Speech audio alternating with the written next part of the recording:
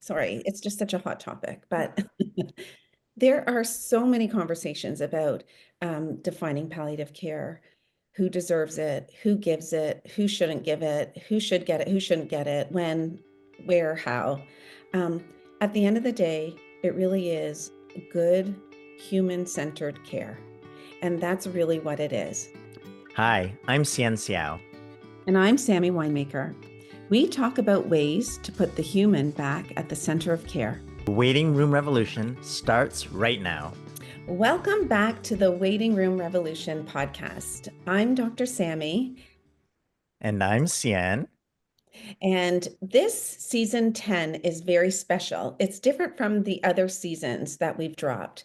We decided after, all the work we've been doing that we would go back and revisit the 7 keys and do a deeper dive and tell you guys more about what we've been thinking since they first launched. Today's episode, actually, we're not going to focus on one of the 7 keys, even though I just said that. We are going to talk about the last 2 chapters of our book, Hope for the Best, Plan for the Rest, 7 Keys to Navigating a Life-Changing Illness. And the last 2 chapters, we talked about something called the tipping point, and how do you know when the tipping point has arrived? And the very last chapter is about demystifying dying. We are going to talk about those 2 today, and then the following episodes, we'll get back to the 7 keys. So to kick us off, we have our producers of the show, Maggie and Kayla, who are going to help us with the discussion. Welcome, Maggie and Kayla. Hi. Hi. So excited to be back. Yahoo. Okay, so let's get started with a bit of a recap. Okay. Can you remind us what is When Time is Running Out, and what is demystifying dying all about? Okay, well, the chapter When Time is Running Out is about the concept of when someone has a progressive life-limiting illness, meaning that their illness will go from an early stage to a middle stage to a late stage, and then the end stage. That there is this tipping point that happens in the illness journey, usually when the treatment for the underlying medical issue has been, maximized, and your system is no longer holding up to the treatments, and your body begins to slow down. It's about knowing that that is going to happen. And what does that look like? And how can you know when it's happening? What are the signals that you can pick up on? Because in the very last year of life, it's quite significant that time is running out, and we wanted to make sure that patients and families have an opportunity to know that they have limited time and to be able to know how they want to spend that time. So we talk about the tipping point in the illness. Mm-hmm. And then the idea of demystifying dying is really about fake news. It's about all the misconceptions that people have in the public and also within healthcare about dying. And I won't spoil it right now, but there's many common ideas about dying that, quite frankly, make people more worried, anxious, and scared, and therefore avoid collecting the information they need and talking about it. And that just causes more suffering. So those are the 2 chapters. Okay, and so in season 1 and in the book, these 2 chapters, these 2 topics were at the end. Mhm. So for this season 10, you wanted to bring it up to the beginning. So maybe, Cian, why do you want to talk about it now? Yeah, I think it's because so many of the questions we get are about this idea of the end stage of an illness, this idea of palliative care. Um, a lot of the communities that have embraced us are doing that. And in fact, we are experts in palliative care, but what we've realized is our work goes up. If we want to go upstream to a beginning of an illness, we're really talking about good patient care. And so I think we wanted to bridge it closer here so that listeners of our podcast and others don't get lost of if are we talking about early in the illness or the end of life or and how palliative care or a palliative approach weaves into all of this. So we thought we would tackle it head on because they're kind of two sides of the same coin, I think. Mhm. I would agree. Mhm. Okay. And so what is palliative care? Oh boy. I feel like I have spent the better part of my career answering that question. And interestingly, I would say the definition has changed in my, you know, reasonably short career of, 20 plus years. I would say if I was going to define it, forget about officially what it is, but Mhm. to me, the way I see palliative care is that it is an approach to care. It is a philosophy of care where we want to help people be the best that they can be given whatever diagnosis they have. And we look at them holistically. We attend to spiritual, physical, emotional, psychosocial needs, that this care should be peppered into the entire care journey from beginning to middle to end and should be seamlessly offered just as part of the natural skill set of any healthcare provider, that no one should have to be labeled palliative to receive palliative care. We should teach it so well in healthcare education that a particular healthcare provider just knows when they're caring for someone how to infuse it when it is necessary. Palliative care is also um, uh, a specialty. It was a specialty that grew in the 1960s, and it's still alive and well. And so it is a philosophy for all healthcare providers, but there is a subgroup of people that specialize in palliative care, and I'm a palliative care physician. In an ideal world, we would teach palliative care so well to all other healthcare providers that you would need very few specialists like myself just to consult when things get tricky along the way.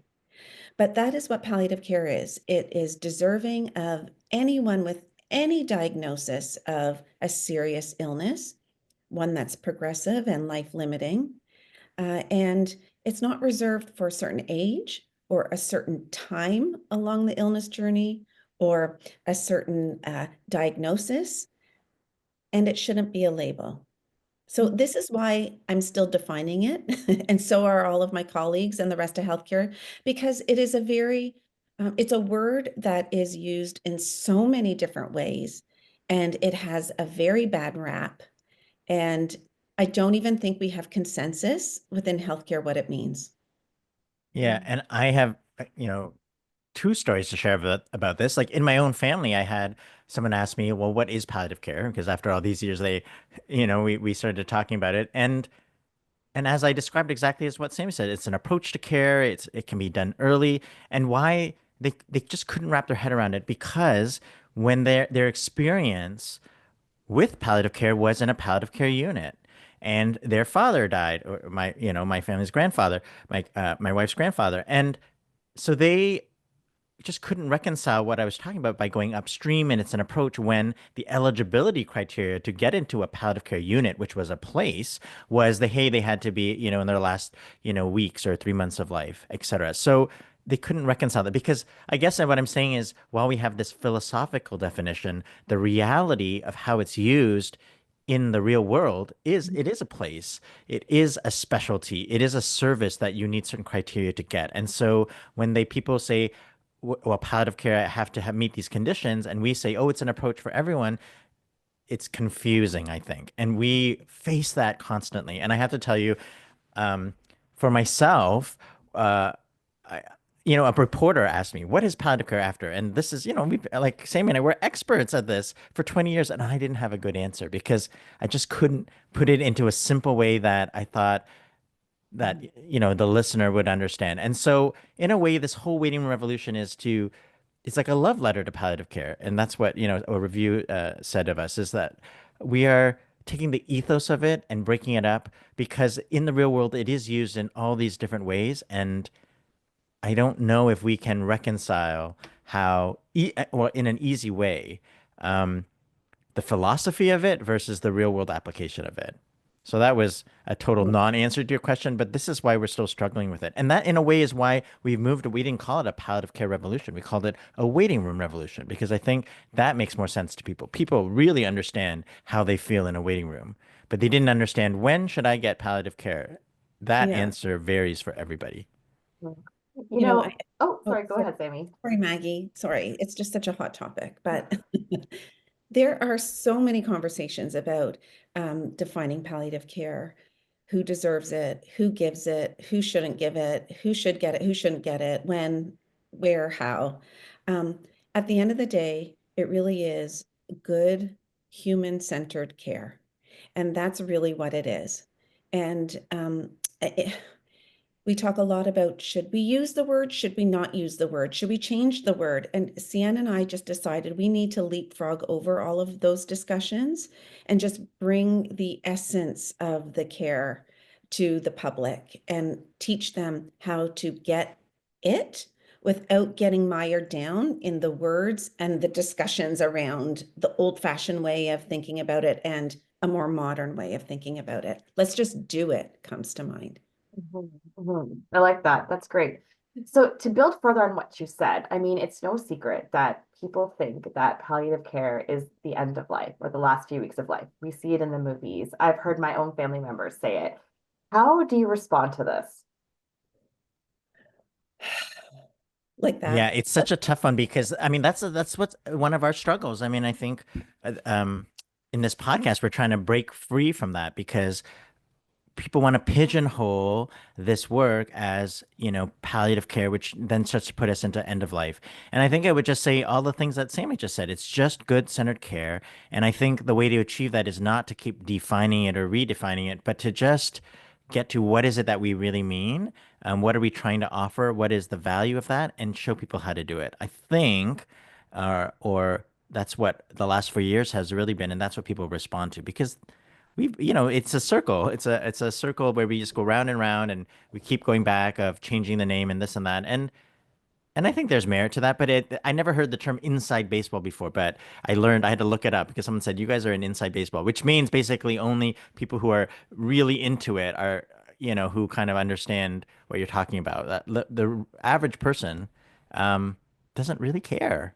And so I think the way to break free of it is to improve people's experience. That's what we really want to do. We don't necessarily care if they're getting a palliative care specialist or not. What we care about is that their experience was better the whole time. I think that's what we're focused on. I mean, this might be helpful in today's, language, but when I think about the word palliative care, it is like it's the title of, let's say, a book. And end of life care is a chapter in the book called palliative care. But it doesn't mean that palliative care is only end of life care. End of life care is just um, a, a phase of an illness journey, at which time a person would benefit from a palliative approach. But that's no different than earlier on, that people could still benefit from this book called palliative care. Mhm. And you know what? It's probably a good idea to define the difference between palliative care and hospice as well. See, and you like doing that. Oh, I like doing that. Okay. Well, So I first, am I can do it for Canada, and then you talk about the US, because we get a lot sure. of Yeah, that questions sounds from good. our Yeah. American counterparts. Okay, so palliative. Okay, so I defined palliative care already in Canada, and it's usually, if not delivered by all healthcare providers, and it's delivered by a specialty team, then that team is usually made up of a bunch of different characters: pharmacy, doctor, nurse, psychosocial, um, there's a dietitian, occupational therapist, physiotherapist. Sometimes there is specifically specialized trained people to provide that care. But that shouldn't be the only way people get it. We've talked about that. Now, hospice is in Canada used as a reference to a bricks and mortar care setting. where people go in the very last terminal phase of life. Hospices are all over our country, and they're usually beautiful, partially funded by the government, and a lot of fundraising by those communities to build a hospice in their community, which typically will have anywhere from 6 to 10 rooms, private rooms, and they get beautiful terminal care there. And that's what a hospice is. Often hospices, these bricks and mortar hospices, have programs running out of them as well. They can have volunteer programs or visiting programs, grief and bereavement programs, children's grieving programs. So they also do programming as well.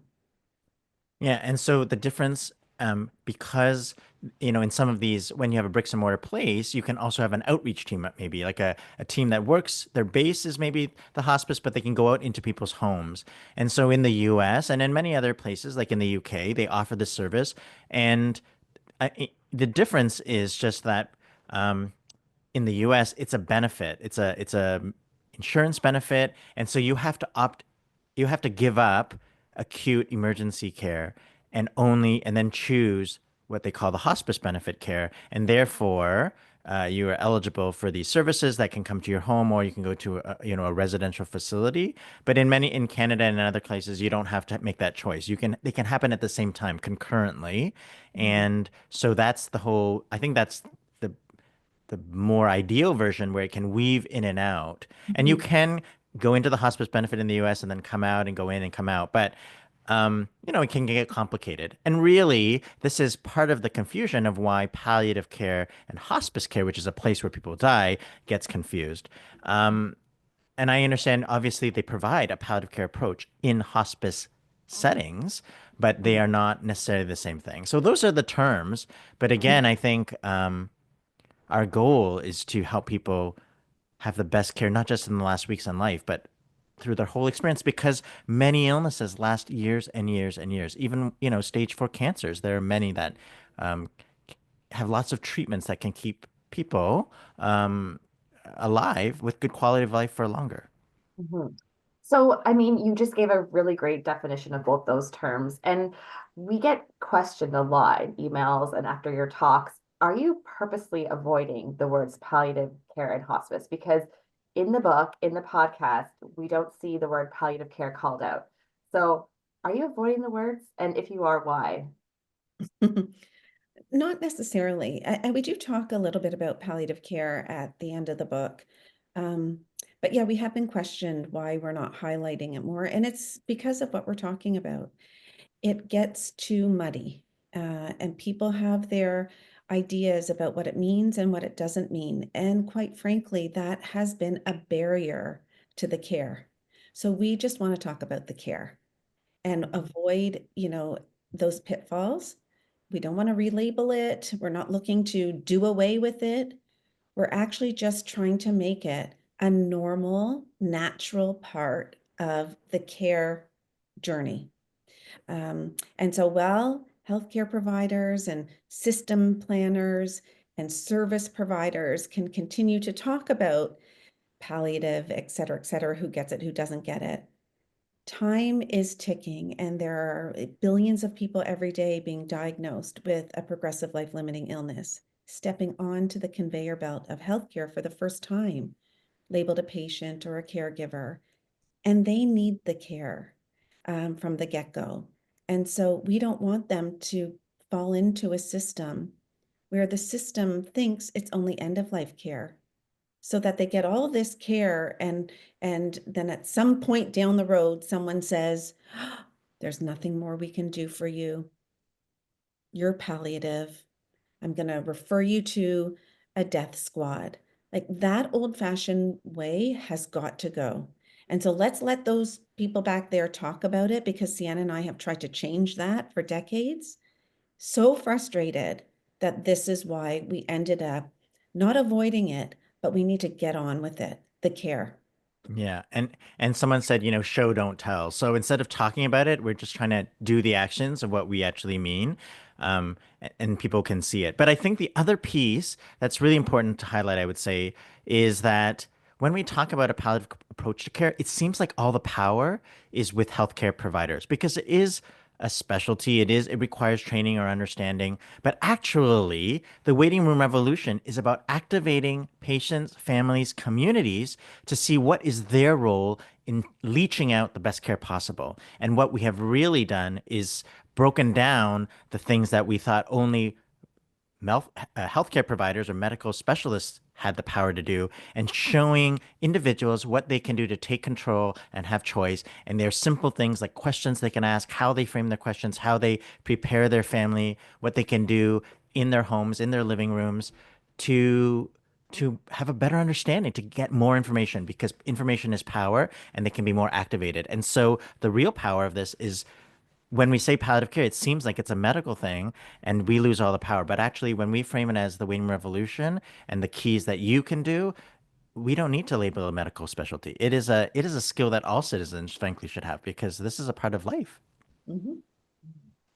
That's great. I'm going to turn it over to Kayla to ask about some hot topics. Okay, so can we talk a little bit about MAID, medical assistance in dying? You know, it's legal in some countries, it's being debated in others, and we do get a lot of questions to our email inbox about medical assistance in dying, and people want to hear your thoughts. Okay. Well, where do I start? Okay, so medical assistance in dying, as you mentioned, became legal in Canada in 2016 across the country. And I would say that the medical system was ill-prepared, even though we knew it was coming. It became legalized with certain legal criteria to qualify, but the healthcare system had, a lot of challenges defining exactly what they meant by these criteria. And so I would say that it was a huge, challenging transition for everyone in our country. So medical assistance in dying is, at the time of this podcast recording, people in Canada are eligible via a variety of streams. So there are people who are suffering with progressive life-limiting illness, whose death is in the foreseeable future. And then they broadened the definition to include people whose death isn't in the foreseeable future, but they still have suffering from a condition, a disability, an illness. And in Quebec, actually, one of our provinces, they've expanded it even further to allow people to request medical assistance in dying as an advance directive. And there are safeguards around all of these populations. Yeah, it's still highly debated, and I would say that it's been a divisive topic in Canada amongst citizens and healthcare providers, doctors. Any medical professional is allowed to uh, be what they call a conscientious objector. So if they don't personally um, feel comfortable with being involved in assisted dying, they can opt out. However, all medical providers and healthcare providers have to attend to someone's request for assisted dying. So we can't just say, oh, I don't do that. Sorry, you're going to have to find someone else. Step one, when someone requests medical assistance in dying, we have to assume that the person is suffering. And we need to first and foremost unpack where that request is coming from. What is driving their request? What's going on? How much information do they need? Because a lot of people actually, in my experience, request assisted dying because of what they think is going to happen, because no one's actually told them what's going on. Not intentionally, but it just healthcare is very busy.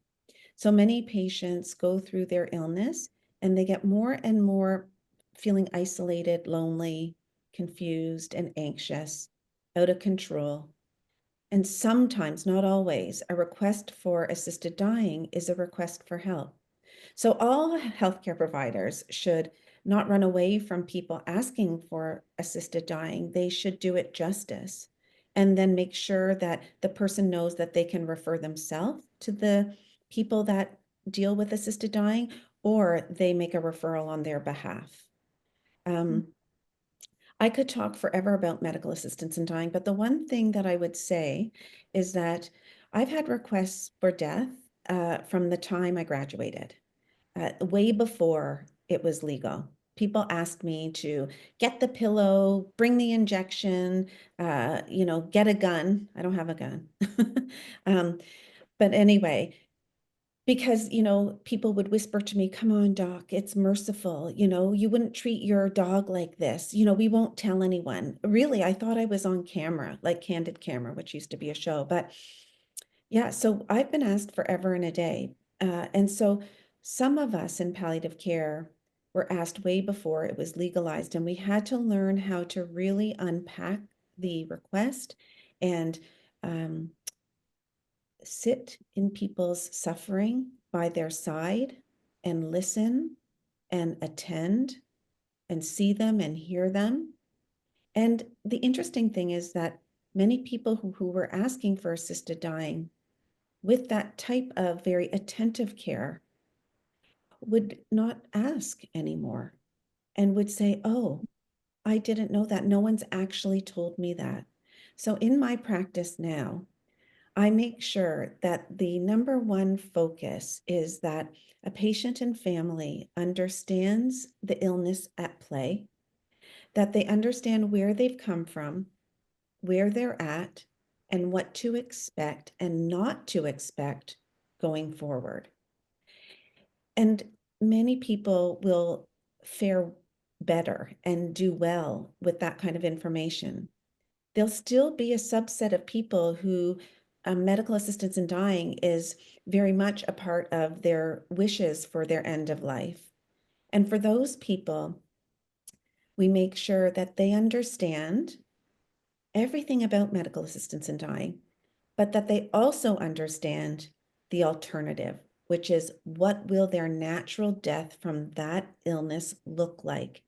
What supports are available to them if they choose more of a natural, let nature take its course, and how the family will be affected potentially by either choice they make.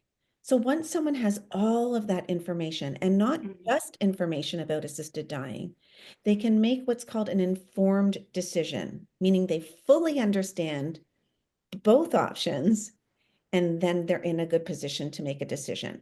Myself personally, what they decide is their own personal decision. I have no bias about that. I have a bias about people only getting information about one of those roads and not both of those roads. Yeah. And I think what we have experienced and heard and seen is that many medical professionals don't have training or don't have comfort in sitting, listening, validating people's suffering. That's not, or even communication skills of reflecting back and understanding what patients and families are feeling and understanding. And that whole idea of teaching each of the specialties how to talk about ordinary dying. I mean, I can't tell you how many times we bang our heads to different theologists to be that they are the best equipped to talk about the beginning, middle, late, and end stage of the illness. They don't need a palliative care specialist to talk about basic medical or just physical and social changes that are going to happen because of the disease. They are the experts in the disease, but um, there's Explain not, to the yeah. biologist. What's an ologist? Well, a cardiologist, the nephrologist, oncologist. So these are just the medical specialties, the disease specialties. But I think, so anyway, I think um, I was just going to say that I think there's a huge gap in medical education, not just of doctors, nurses, social workers, all healthcare professionals to understand how to embrace, I don't know, embrace, but to embrace the discomfort or the uncertainty of a progressive life-limiting illness, but to also talk about ordinary dying Mhm. from a range of illnesses, because that discomfort causes suffering to patients and families. So I think if we did that more and earlier, I think the MAID issue would be less controversial because we would feel more confident that they're making an informed decision. And it is, I would say it is true that people who are palliative care specialists have tremendous skills in unpacking why they're suffering. What is it that they're suffering from? And does that qualify? Is that something that can be treated or not, or et cetera? And what that all means. So I think it's really important that we lean into the skills of all of our colleagues, but our medical colleagues to know how to navigate these uncharted waters. And it has been surprising to us the overlap with organizations like Dying with Dignity in Canada, who are, obviously advocating for people's rights, because the overlap with our work is choice and control. Because what we are really talking about is giving patients back power. And I think medical assistance in dying or physician assisted death is a way for patients to reclaim power and autonomy over their life. And so I think that there is a common ground, and how we support that, or where we disagree, that there is a lot of agreement in that part there. Yeah, can I add just two more things? Sorry. Yeah. I agree with you, CN. I think it is important to say, though, back to like defining palliative care and the old-fashioned system and the more modern way of thinking about palliative care, that people who are currently working in the space of palliative care overtly, the palliative care specialists, the hospice folks, they would say about this topic that, it's an important topic, but really it's important that we clarify this whole idea about palliative care and hospice, and that citizens of Canada and across the world have access to a palliative approach to care, because we don't want to exist in the future in a system that, like we said, doesn't attend to people as, we described, and then labels them at the end where they get this ethos of care. And now we have MAID that's legalized. So there's a real rush and a feeling of panic to make sure that these skills and approach and philosophy of palliative care immediately get integrated into training. Yeah, the other thing I was going to say is my experience with people requesting MAID, and I probably get, I don't know, maybe 2 to 4 requests. That's my puppy over there.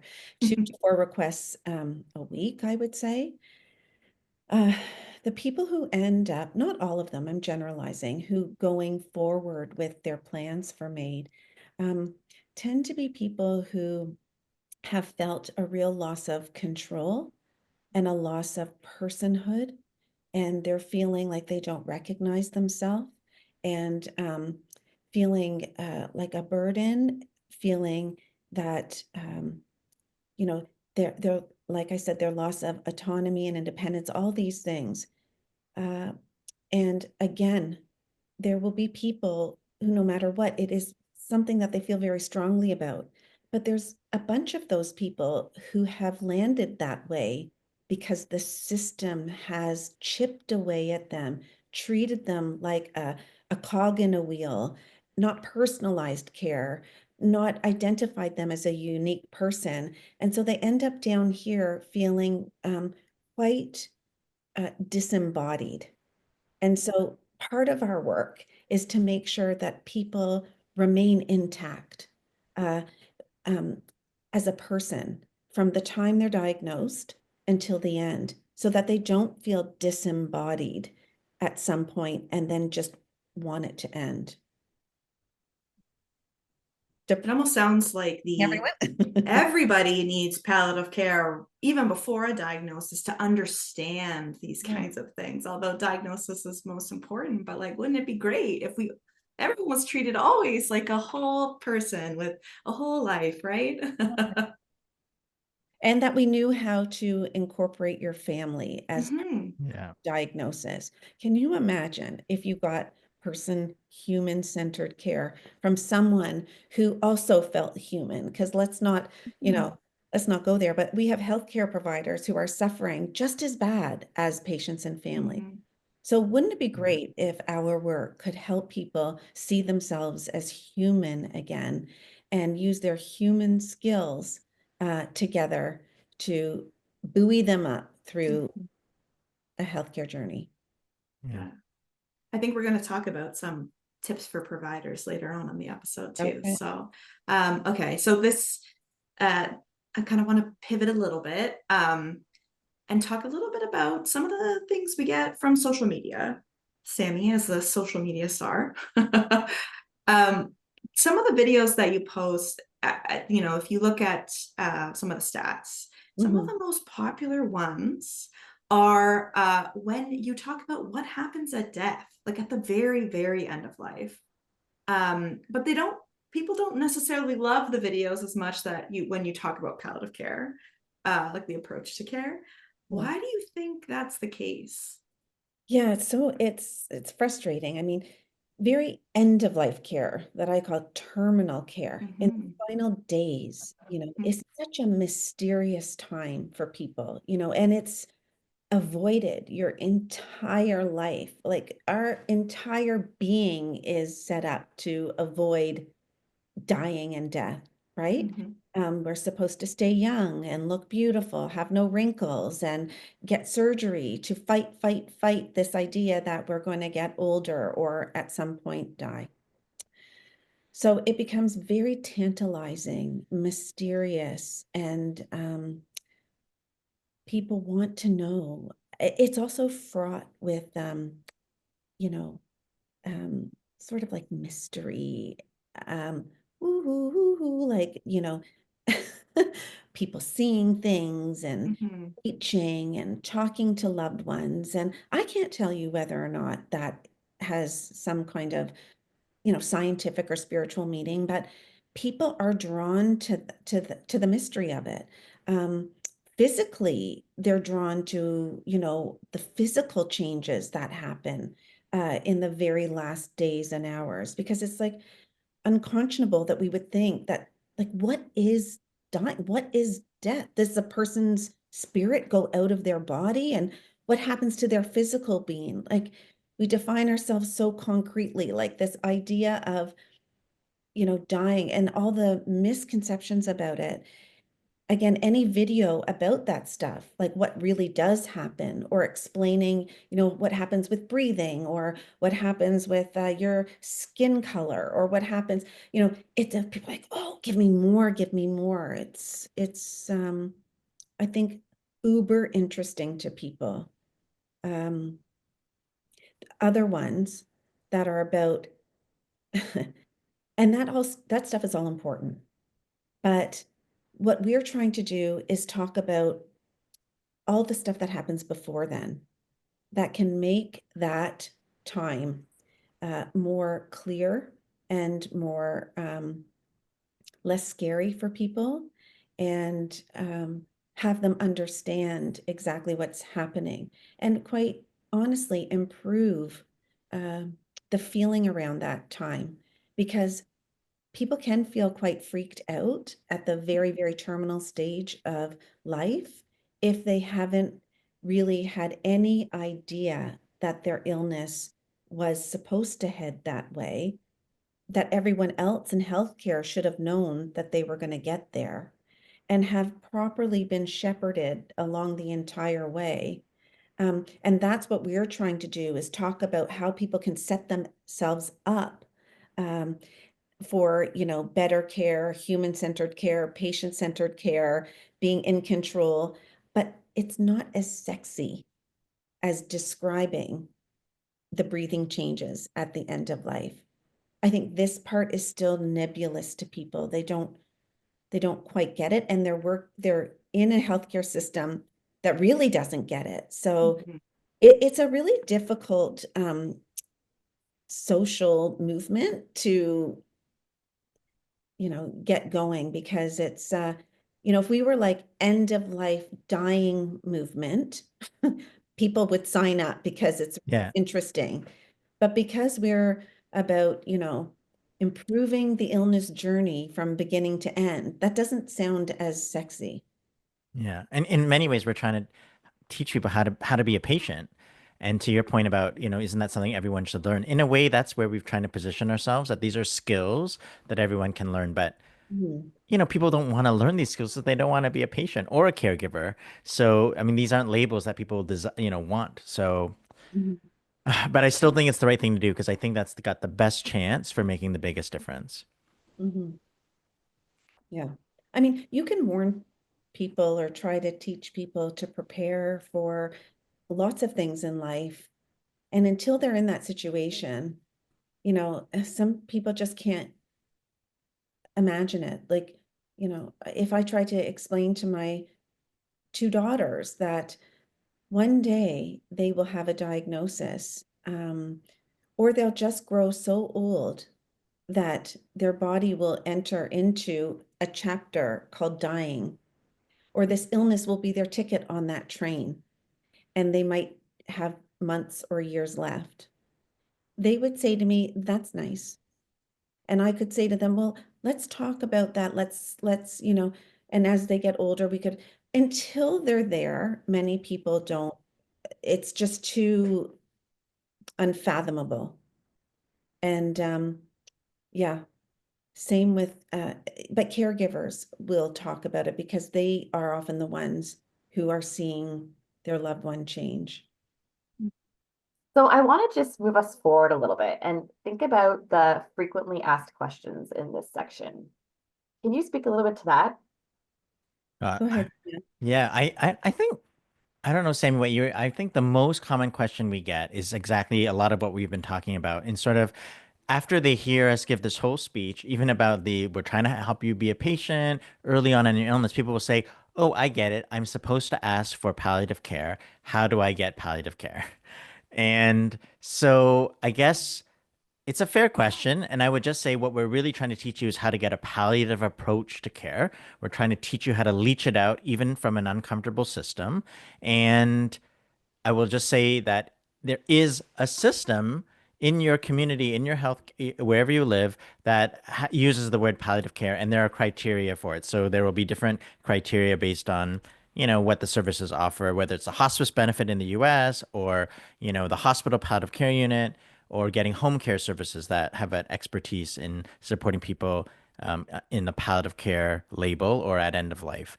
And so I think they should ask about that. I think they should be clear about that. But I think I want to make sure that people understand, even though that's the rules to get that palliative care service in that's, got a box around it, that doesn't mean you don't deserve the best care possible, human-centered care, relational care throughout your entire illness journey. And you don't only need to get that from a specialist or a palliative care specialist. So we're teaching you while you're waiting to be eligible for those, extra services, maybe, you can get the information you need from every healthcare provider if you've got the right questions and the right knowledge of what you didn't know. Well, we can maybe shed some light on that. Okay, so I wanted to ask you about the B side of this for healthcare providers. So, what would you say is the opposite of time is running out and demystifying dying, specifically for healthcare providers? Okay, so how this all relates, not just to patients and families, but the other side of the equation, that B side, the healthcare providers. Yeah. Um, well, it is important for healthcare providers to understand that when a person is diagnosed with a progressive life-limiting illness, that the type of care they provide and how they invite and share information to patients and families needs to be nuanced as the illness changes. And they certainly need to begin to be able to articulate the big picture of the illness and the point at which things are changing. And changing because that's normal. The body is beginning to succumb to the illness. And where they maybe talked about treatments and tests and all these other things earlier in the illness, they also need to know, healthcare providers, when to shift gears and begin to offer appropriate information, help patients and families identify that some of the symptoms that they're now experiencing are their body's way of saying, I've started entering into the dying chapter, which can be in the last year of life.